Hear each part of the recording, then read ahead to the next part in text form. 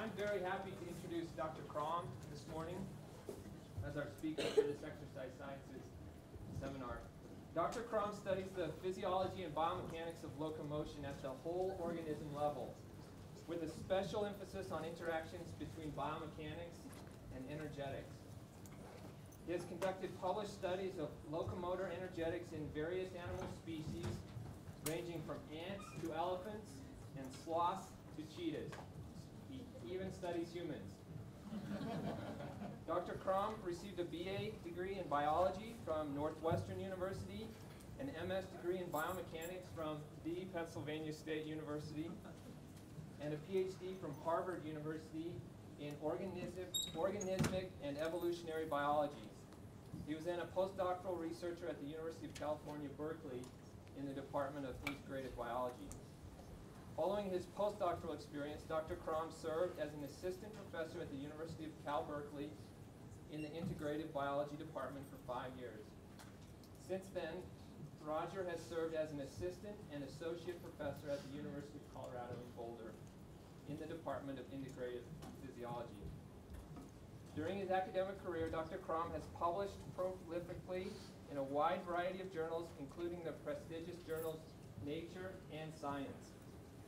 He has served as an ad hoc reviewer for NIH, NSF, and the Natural Sciences and Engineering Research Council of Canada.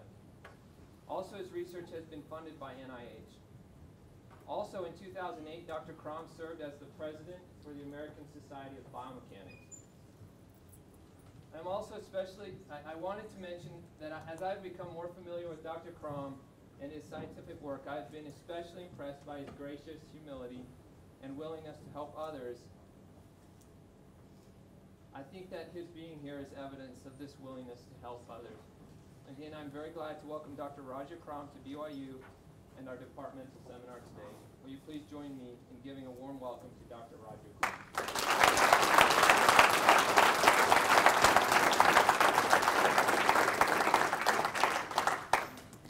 Thanks, Matt. It's a real pleasure to be here. I've been to lots of parts of Utah, but never to Provo before. I spend about 3 weeks a year in Utah, actually, mostly down in Red Rock country, and I can't jump as high as my dog does to show how happy he is when he's in Utah. But I grew up in Pennsylvania, and I started running when I was about 14, so I guess I've been running for 40 years, which is scary. And I've been interested in the science of running for an almost equally long period of time. In 1982, I started working at the Biomechanics lab at Penn State University with this guy, Peter Kavanaugh, who is very well, really founded the serious biomechanics of running, the study of the biomechanics of running. And this is, this group might know. Anybody recognize this guy? Ian certainly does, but yeah. Now this is Bill Rogers. He's one of America's greatest marathon runners. Bill won Boston Marathon and New York Marathon, each 4 times. So my first job when I was at Penn State was to go to the library. There used to be these buildings that had books in them, and they were made of paper, and do a thorough review of the literature. I'm sure some of you have done something similar, maybe in a modern technology, but Peter basically said, find everything you can on the topic of the efficiency of running.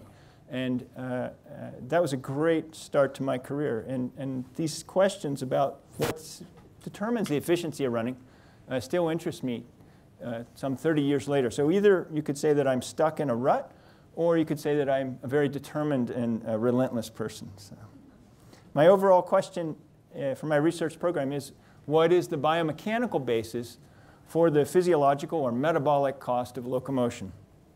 And today my talk is going to have about 5 parts. I'm going to talk about how speed affects the energetic cost of running. I'm going to take apart running piece by piece or task by task.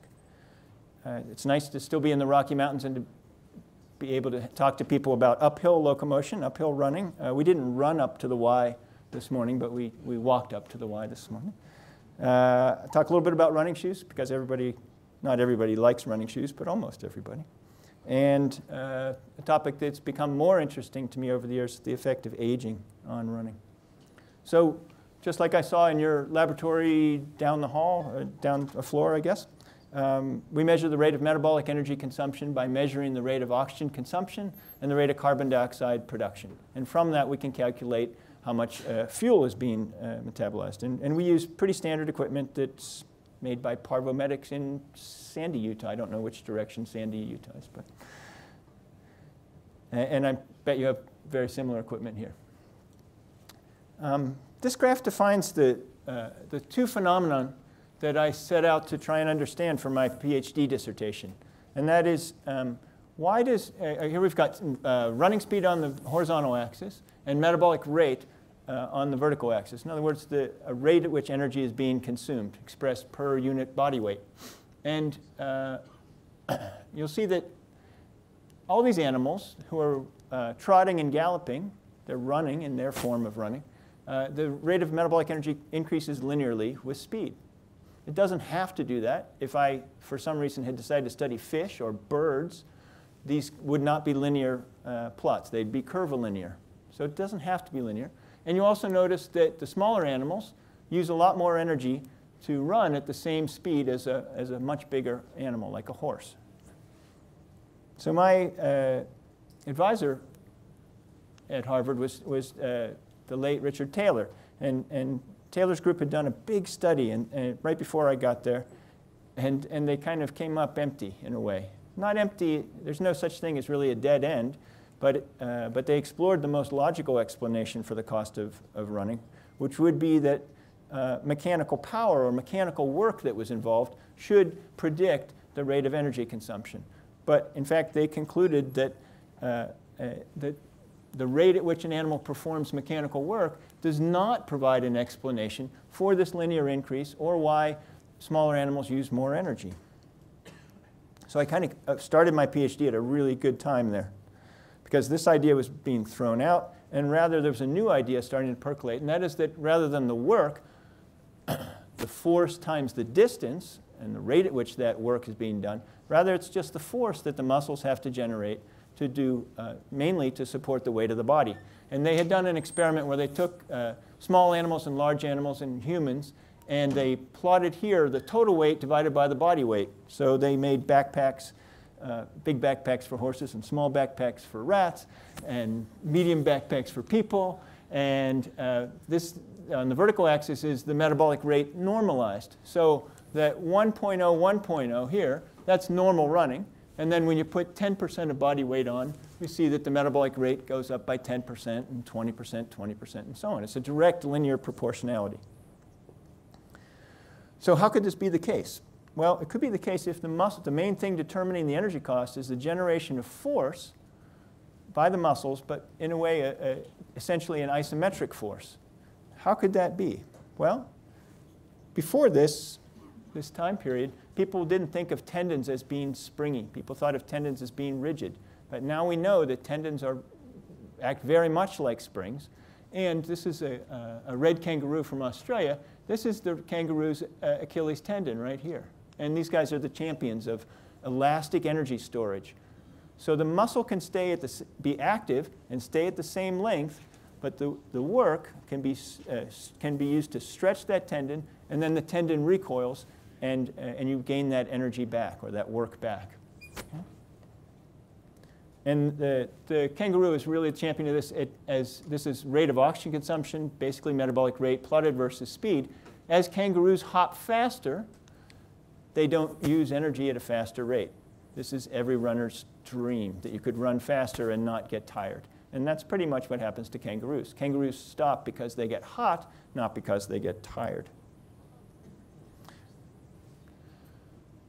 So we all have tendons. Maybe our Achilles tendons and the rest of our tendons are not as great as they are in a kangaroo, but we all use the same basic mechanism of bouncing as we run.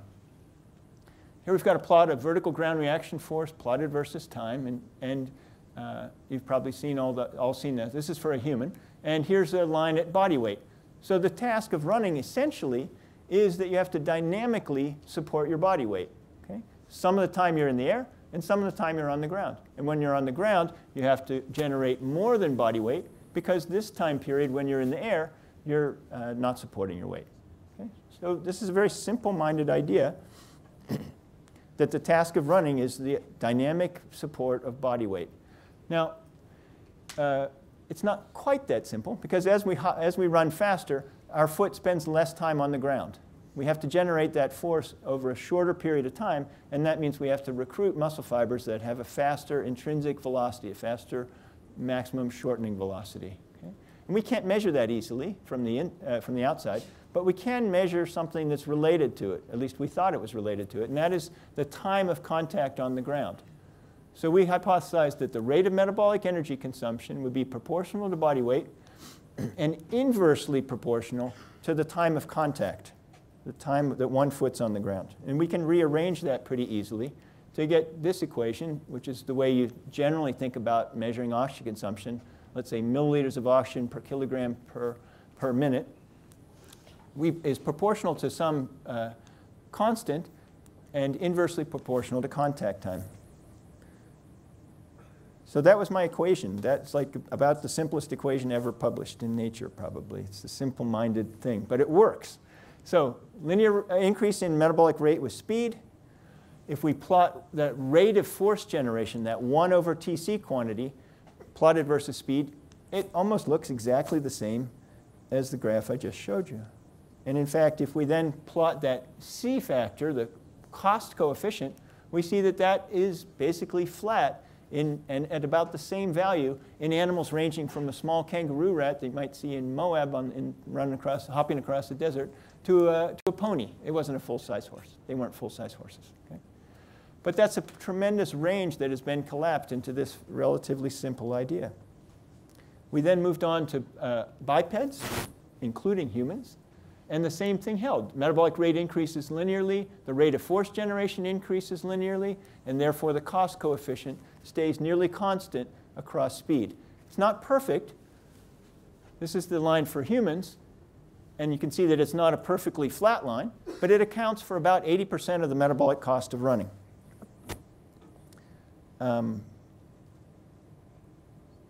About the same time, my wife, who I went to graduate school with, Claire Farley and Tom McMahon, another one of my advisors, did another experiment where they lifted up on people and unweighted people with a harness, sort of like running on the moon, running in reduced gravity. And we see that the fraction of body weight from 0 to full body weight, so this is normal running up here, as they lifted up on people, the metabolic rate decreased in direct proportion. Another one of my colleagues from there, Tom Roberts, after I left, started putting transducers in the muscle fibers of running turkeys and measuring the force in the Achilles tendon of the turkeys. He found that these muscle fibers undergo only small length changes. In other words, supporting the idea with more direct evidence that the muscle fibers can stay almost the same length, and the length change of bouncing is taking place in the spring-like tendons that store, just like a pogo stick that stretches and recoils. So at this point, I finished up my PhD, and I was feeling pretty darn good about myself, maybe too good about myself. I'd published my dissertation in Nature. That's a big accomplishment. My wife agreed with me. That's a big accomplishment. And the concept seemed to apply to lots of different species. You know, it was a general idea, and it included humans. Okay? And Roberts had shown that the muscles can, in fact, act isometrically. But as a runner, lifelong runner, I knew that this idea that running is just bouncing vertically was not the whole. It seemed like it was the whole story, but it really couldn't be the whole story. Because if anybody would run, anybody's run with a tailwind or a headwind, you know that it completely changes the energetic cost of running. It's literally a breeze to run with a wind at your back, and it's really difficult to run into a wind. So that forward generation of propulsion must be important. And about that time, I read a book that I recommend to any of you. It's written by a guy named Richard Feynman, who won the Nobel Prize in Physics. And Feynman, in that book, had this quote that the first principle of science is that you must not fool yourself. And second, you're the easiest person to fool because you want to believe that you're right, okay? But you can't do that. You need to, science is all about questioning and moving forward. So I moved on to try to expand my understanding and our understanding of locomotion. That's what we call the task-by-task approach. So I've always liked to take things apart and put them back together again. Here I'm performing an engine transplant between 1970 Saab station wagons. I don't do that anymore. But I still like to take things apart, and I wanted to take apart the individual costs of running. So what are the different tasks that are involved in running? Well, if we start up here with the total metabolic cost of running that we measure from oxygen consumption and carbon dioxide production, if we're mostly interested in the cost of running, we kind of want to subtract out everything else, the resting basal functions of being alive. So most of us have pretty well digested our breakfast by now, but digestion costs, filtering in our kidneys, maintaining the ion gradients of our central nervous system, of all our nervous system. That's a lot of energy, and it's really just for basal functions. It's not running itself. So we typically will measure resting metabolic rate and then subtract it out. But that still leaves us with the net cost of running, and I think of it as having a number of components. The first one is this cost of what we call perpendicular bouncing. Okay? Second one is that in order to run or walk, you need to put one foot in front of the other. Pretty elementary concept, but you have to advance that leg using hip flexors, using ankle extensors to push that leg into the swing phase. And maybe that's an important cost. We typically move our arms, and that might be a cost. It involves muscle activity. We have to balance. If we fall over, we're not running. And then these last two, the cost of breaking the center of mass. So when we run, our foot lands in front of our center of mass, and when we take off, our center of mass is in front of our foot. So we have to brake and then propel ourselves in the horizontal direction. And I thought that was probably the most important thing to go after next. But I can't say I'm inherently lazy, but in the past, we would have force platforms mounted in the ground, and you have to run across them. And in your lab and my lab, we still have force platforms mounted in the ground, but we also have a force measuring treadmill. And we had to invent that in order to make these measurements simultaneously, and also just to make them more easily. So we put a treadmill and we put it on top of a force platform. And this is one of the ideas I'm most proud of in terms of technology. And it works really well. It gives us almost exactly the same traces that we get when we run on an overground force platform. Okay, so the task-by-task approach follows this strategy, but with a number of different devices. So we measure the energy cost of normal running, and then we invent a device that assists with that task in some way. We measure how much the energy cost decreases when we provide this external mechanical assist, and we infer or assume that the decrease represents the cost of normally performing that task using our muscles. So the first thing we did with Young-Hee Chang, my graduate students, we had people run on a treadmill. We made a waist strap and then a string, and then we stretched a big length of surgical tubing. Very simple thing. We bought it at the hardware store. But what we found, here we've got a plot of the metabolic rate on the vertical axis, and on the horizontal axis is the applied horizontal force. So on the left-hand side, we're pulling backwards, and when we pull backwards, naturally it gets much more expensive to run.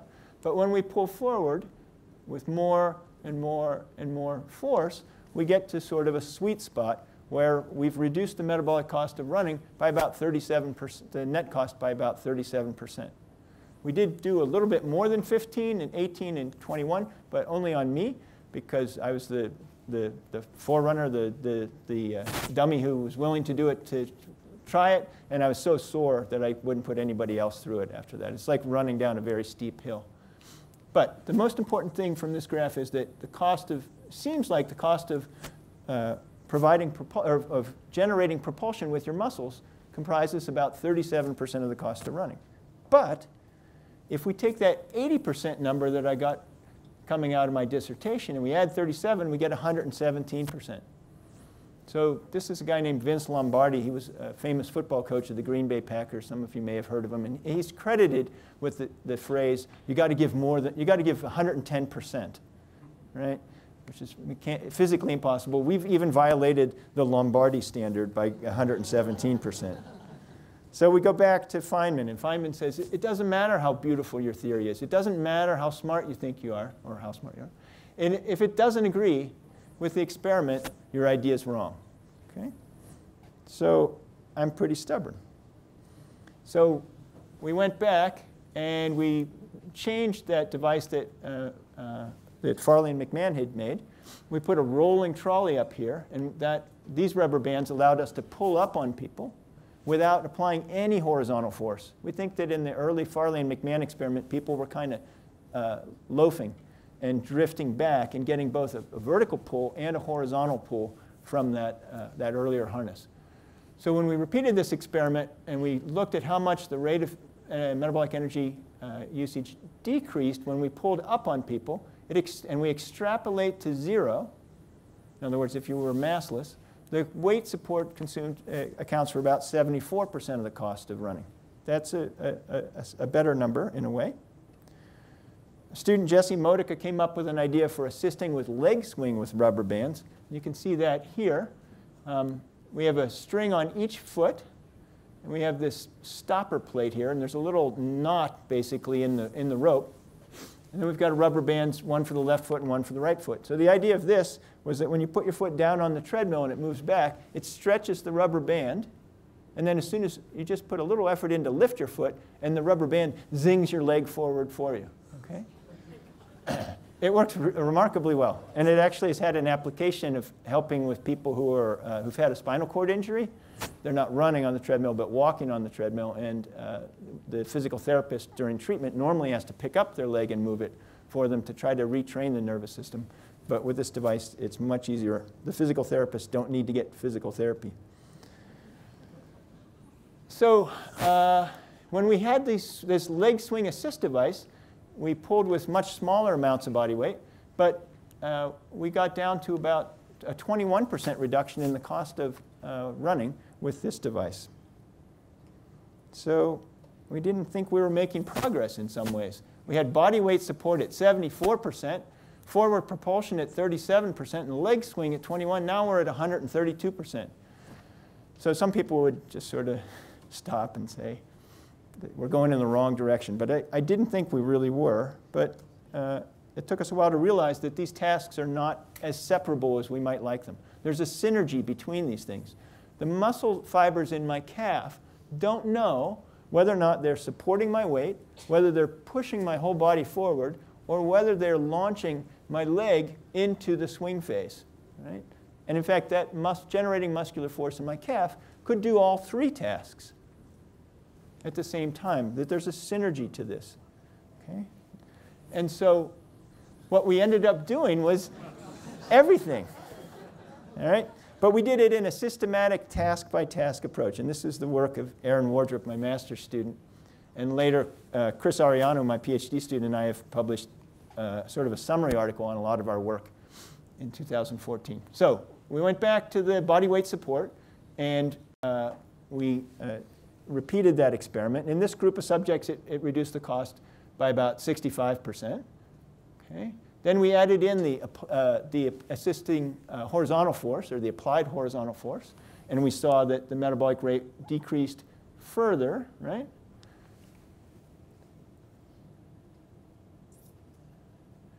So that together, those both comprised about 80% of the cost of running. We had lumped them together before, but now we could see that they each had an individual effect. And then we pulled forward on the legs, and we got about a 7% reduction at each of these weight reduction levels due to the swinging of the legs. So we got, when we had everything, which looks like Pinocchio or something, right? When we had body weight support, applied horizontal force, and leg swing assist, we reduced the cost of running by 87%. Okay? Some people might say, that's great, it would be so easy to run. But of course, then you wouldn't get any exercise if we did that. but we didn't really, we just were interested in this as a tool. Okay? So we've got 80% for body weight and forward propulsion combined. We've got about 7% for leg swing. What else is involved? Well, there's lateral balance. And my student Chris coming up with another, we have a lot of rubber surgical tubing around the lab, and he thought of another use for it. These make it look like they weigh a ton, but they're actually carbon fiber ski poles. So this force is pulling to the right, and this force is pulling to the left. So if I zig this way, this rubber band pulls me back. If I pull this way, this rubber band pulls me back to the center. Provides lateral balance support, essentially. But in healthy young people running, when we provided this balance support, the metabolic cost barely went down. But we could measure it, but it was only about a 2% reduction. So Chris was interested in how the arms are interacting in balance, and also whether there's a cost of arm swing. So he had people run normally, and then with their arms very lightly clasped behind their back, exerting as little muscular effort with the arms as possible.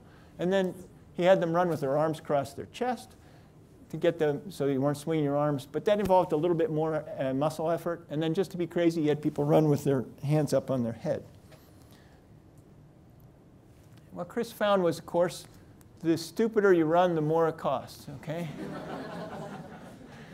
But if we compare these last two here, where we've got somebody with their arms completely relaxed as compared to normal, even though their arms are completely relaxed, it costs about 3% more energy to run with your arms behind your back. Now, when you run with your arms behind your back, you still have to counteract the angular momentum of this leg swinging forward, which makes me spin in this direction, right? So if I bring this leg forward, I spin. So what we have to do is counter-rotate that with our arm, or if we have our arms behind our back, then we run like this. I hope this doesn't kill the microphone, right? So these people were relaxing their arms, but they really were counteracting with their trunk, and that had about a 3% of the energy cost of running. Okay? The one more thing that we thought we couldn't measure, but other people have measured, is the cost of breathing. And in experiments at University of Wisconsin, they had people emulate the breathing pattern that they did while running and measured how much energy it cost just to do that breathing. And we think we can calculate that's about 4% of the cost. So with what we call the hybrid synergistic analysis of running, fancy word for it, we think we can count for about 93% of the metabolic cost of running, where that energy is going. And I don't know what the grading scheme is at BYU, but at Colorado, that's an A, right? We feel pretty good about a 93%.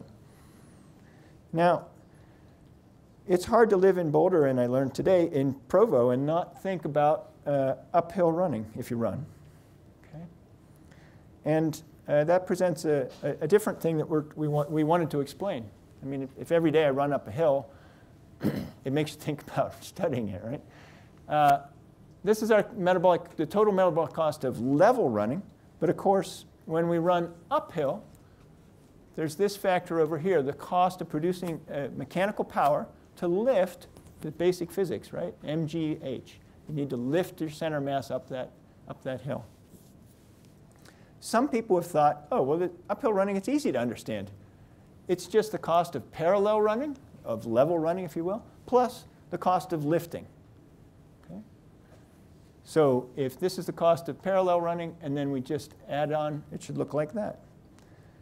We know that when people pedal a stationary bike, that the efficiency of their muscles is about 25% for doing that work, if we measure it using the delta efficiency technique. Okay?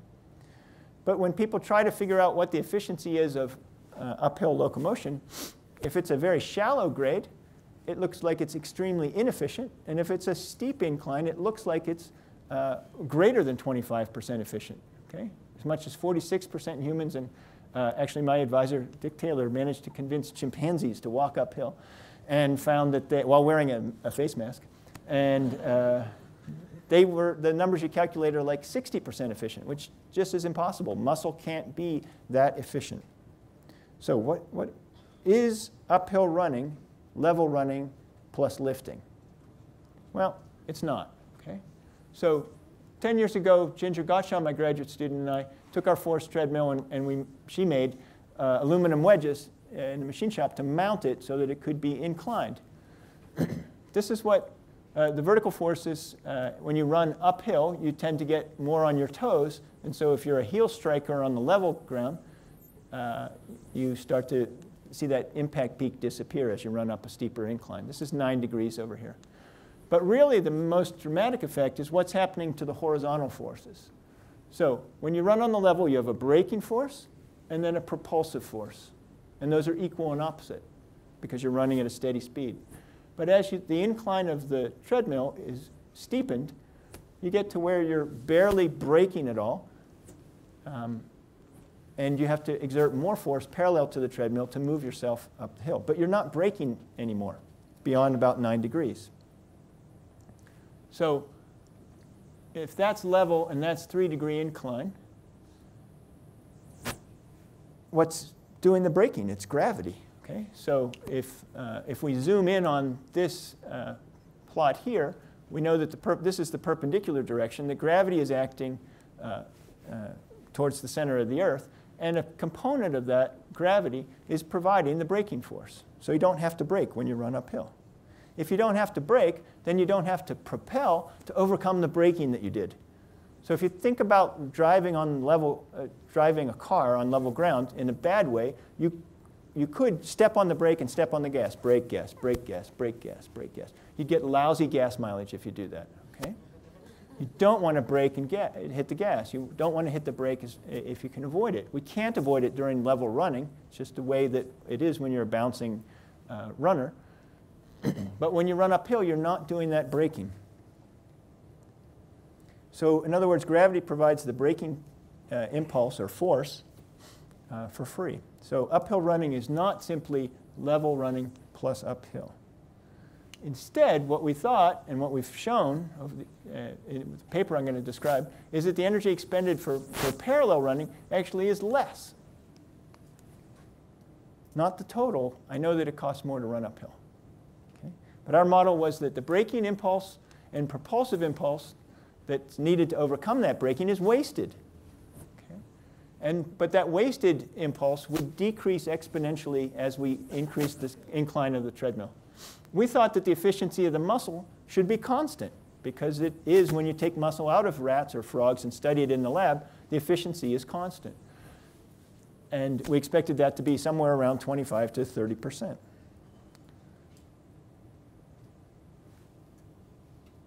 So, sorry, this is the hardest equation of the day for me.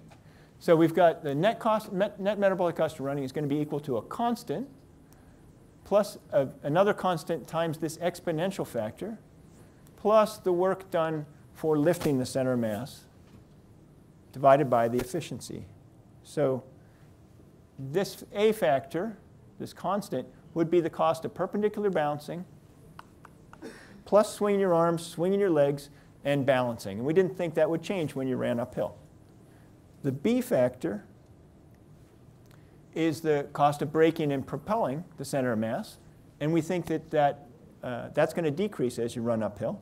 And we said that the efficiency would stay constant so that the work or power needed to lift your center of mass we could predict with a single efficiency factor. So we measured the forces in uphill running, the wasted impulse, if you will. And indeed, as you went up a steeper and steeper incline, the wasted impulse decreases. It decreased with this exponential term. And if we plot our actual data for the net metabolic cost of running uphill, here expressed per unit distance, we get, and we put negative 18.2 in for that exponential term. We solve, and we get an efficiency. Sorry, it's a little bit small. I thought that. I'm sorry for the people in the back can't see this. But we get about 29.4% efficiency. And it fits the data really well. So our model, we think we like our model. The model is only developed for up to 9 degrees of incline. But in Colorado, we say go steep or go home. I know you guys can ski here too. But, this is the Manitou Incline in Colorado Springs. It used to be a cog railway that went up for tourists. They took the rails out, and now people locomote up it for exercise. It's very much like the Y in terms of the people who try it. This is me. This summer we went up this. It climbs 2,000 feet in just over 3/4 of a mile. So it's about a 30-degree incline. And there's an event that's getting more popular. There was one in Utah, I can't remember where. It's called the Vertical Kilometer, but it's big in Europe right now. It's a race to climb 1,000 meters vertical. Oh, I see some nodding heads. This is great. I had a student from Italy who runs vertical kilometer races, and he came to visit. And first thing we did was we surveyed what the vertical kilometer times are on different courses. So these are all different races throughout Europe. And when the incline, in Canada and US too, when the incline is 11 degrees, the record is just about 50 minutes. But when the incline is closer to 25 or 30 degrees, the record is down very close to 30 minutes. No one's broken 30 minutes yet. So we made the world's steepest treadmill. It goes to 45 degrees. I think it's at 30 degrees for this picture. In order to do this, we had to take grip tape from a longboard and put it on the treadmill belt so that your foot didn't slip off of it. And also, if you just stood on this treadmill, it makes the motor want to run backwards. Makes the motor want to run forwards, kind of overrun the motor. And so we had to provide resistance to our motor in order to not cook it. Here's the results, and it's a different axis than I've shown you today. On the horizontal axis, we have the angle of the treadmill. Okay? We couldn't get people to run at 45 degrees. They just couldn't balance, basically. But we did go up to 40 degrees. And when I say run, I mean run, okay? Because it's a grounded running. They actually don't have an aerial phase when they're running up these steep inclines, partly because they're running so slowly. So we normally walk at about 1.5 meters a second, but up a 40-degree incline, these are very aerobically fit people. They're only going at like 1 mile per hour. But they're running, and when we ask them walk, they use a very distinctly different gait when we ask for walking versus running. Running's on the top, walking's on the bottom. So you notice two things, right? It's cheaper to walk than it is to run up these steeper inclines. Okay? Not by a ton, but about 9%. Enough to make a difference in a race. The other thing you notice is that there's a sort of a sweet plateau. If the course is somewhere between 20 and 35 degrees, that's probably going to be optimal for minimizing the energy cost, which seems to be the limiting factor in these. Okay? So we're continuing on with this. Over the summer, we did a study just at 30 degrees, and did a whole range of speeds. And it's pretty clear that at the fastest speeds of the world record holders, it probably is cheaper to run than to walk. But they're still only going at about 1.2 meters a second as a speed of locomotion. And we haven't studied the poles. And the people who are doing the vertical kilometer are using poles, and we want to study poles next. Okay, running shoes. Try to speed up a little bit here. When I first started running, this is what running shoes look like. It's so white you can't even see it, but there is a midsole here. But these shoes look like they don't have very much padding. That was quickly resolved. People invented air cushioning and lots of thick foam shoes. But then there was a backswing. The pendulum keeps going back and forth. Okay, so then we got into, people said, no, shoes are bad. You should run barefoot for a while. And people sold these things and wore these things. Some people still do. And these people made all sorts of claims about how running barefoot would reduce the injury rate, or you wouldn't get injured at all, and that they would be more efficient because you've removed mass from the ends of your feet. Completely agree with that. It would seem like it would make it cheaper to run because your feet would be lighter. Okay? There's a lot of other things here that are not exactly true, but let's stick over on the left-hand side. So in 1984, a guy named Ned Frederick had shown that for every 100 grams that you add to a shoe, the energy cost goes up by 1%, and 1% rule. Okay? But what was weird, or that was expected, was when he compared people running barefoot versus wearing shoes, they were equally expensive despite the mass of the shoe. Okay? So that seems contradictory, right? We take mass away, it gets cheaper.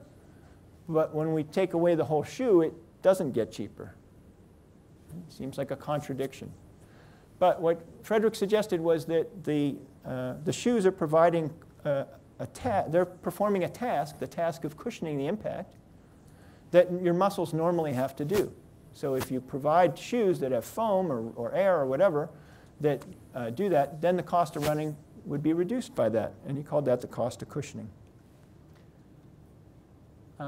Frederick is not alone. This is his data here. This is the difference in oxygen consumption of shoes versus barefoot. So if there's no difference, then it's a flat line. And if shoes are making it more expensive, then it should be above this dashed line. But if it's 1% for every 100 grams of shoes, then everybody should be along this line. But we see that most of the data are well below that line. But that's only kind of indirect evidence for the cushioning. So what we did was we took some very lightweight racing flats. We added mass to them. But we also had people run barefoot, but they wore sort of the back half of the shoe, and we could add weight to it. These were all midfoot striking style of running. And what we found was, here we've got a plot of rate of metabolic energy consumption, and this is multiples of shoe mass. It's kind of getting cut off the bottom here. So this is running with these lightweight shoes. And it seems like it uses less energy to wear the shoes, but these are normalized. In this case, the barefoot person is wearing lead on top of their foot. So when we equalize for mass, shoes use less energy because they provide that cushioning. But what the argument really is about is over here. Should you run barefoot or with very lightweight cushioned shoes? Well, turns out it wasn't quite statistically significant, but if we extrapolate this line just a little bit, this would have been statistically significant. I know you shouldn't say it would have been, but we have experiments going on to try and nail this down. So very lightweight cushioned shoes are more economical than running barefoot by about 2%. So things have switched back. Now everybody's crazy about cushioning, right? I'm in Utah, so I show some Ultras and Hokas, these giant thick shoes that some of us really like. And my student Christopher Tung took a treadmill, an old treadmill that has a rigid steel deck, and we took running shoe foam and we slapped it on the treadmill belt so that it provided the cushioning and people could run barefoot on that. So in other words, we made a massless shoe that had cushioning. The foam was attached with Velcro, and we found that when people ran unshod, in other words, barefoot, with a 10 millimeter thick foam, the average cost of running went down by 1.6%. When we made the foam thicker, 20 millimeters thick, on average, there wasn't any difference. But really, when we looked at individuals, people sort of fell into two groups. Some people didn't do well with the more cushioning, and some of us did better and better the more cushioning, the more the better. So there seems to be an individual response to this. But basically what Chris found was that just like Frederick found in 1984, but with a more direct experiment, that running barefoot and running with lightweight shoes uses about the same energy because the shoes have mass, which is a bad thing, but they provide cushioning, which is a good thing in terms of energy. So I'm going to wind up here with a little talk about aging. This is me when I was 18. This is me when I was about 50. And that's led me to be interested in the efficiency of running and how it's affected by age. When we looked at, one of our students at Colorado, Justice Ortega, who's now at Humboldt State, looked at, and he wasn't the first to do this, but when you compare the energy cost of walking now, plotted versus speed squared, just to linearize things, older people use more energy to do the same thing, okay, if they're sedentary. But when he came back for his sabbatical to Colorado, it was very easy to find older runners in Boulder. And these people who were over 65 who run regularly used the same amount of energy as the young sedentary people to walk. We were very excited by that. We also So it's sort of like fountain of youth, right? It's one thing that stays the same with age. Their VO2 maxes went down. Everything else went, it's hard to hold on to your youthful vigor, but efficiency stayed the same for walking. We also compared their running efficiency, and we really matched these people as carefully as we could. They run at least 3 times a week, and we find that their running economy is essentially the same. I think it's very slightly better for the older runners, actually, and it is statistically significant, but it's probably not important. But that you use the same rate of energy to run when you're old as you do when you're young is older people, I'm the oldest person in the room, I think. Older people really like this slide. It's like, yay, something's not getting worse every day. We're pretty excited about finding the mechanism for this. We think that it's probably in the mitochondria, and the evidence for that is that Justice Ortega is finding that this is true for older cyclists as well. So it's the vigorousness of the exercise. If you just walk for exercise, it doesn't help you to retain this. From a biomechanical point of view, the older we're finding have greater impact loading rates. They have this initial impact is higher, but they're perhaps particularly at the faster speeds, this is sort of slow in our fastest speed we studied, that second peak, that active peak, may be indicating that they're strength limited to some degree. The older runners, if you're interested in leg spring properties, the older runners are running with a 14% lower leg spring stiffness. This may be a comfort thing. It may be that if you're running with a softer suspension, some of you I know have mountain bikes with adjustable suspension. Some people, it seems like the older people are running with a little bit softer suspension and perhaps to be more comfortable. So today I've told you about the energy cost of running, biomechanical basis for it. I've told you a long story, sort of my career story to date. Lots of different things, still lots of exciting projects to do. Thanks for your attention.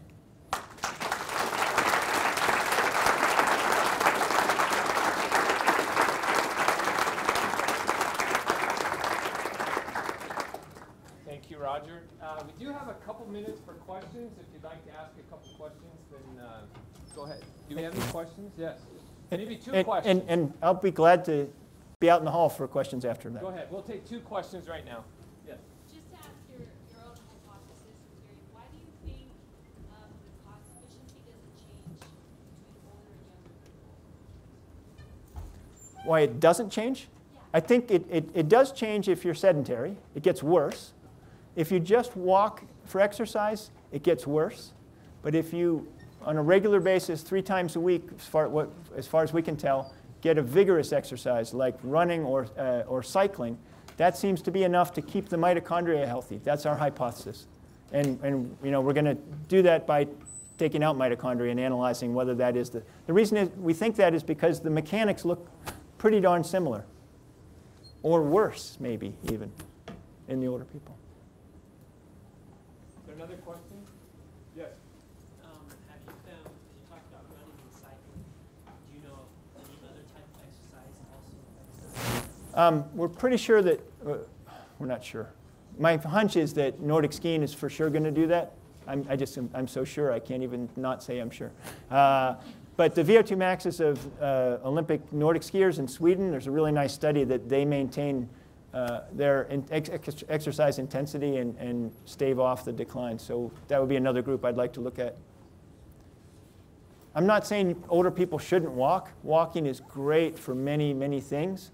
But if the person can raise the intensity of the exercise, it's going to have an added benefit that we think their muscles are going to be more efficient for doing all the tasks of everyday life. And that's a pretty big attraction to people. All right. Thank you again, Roger.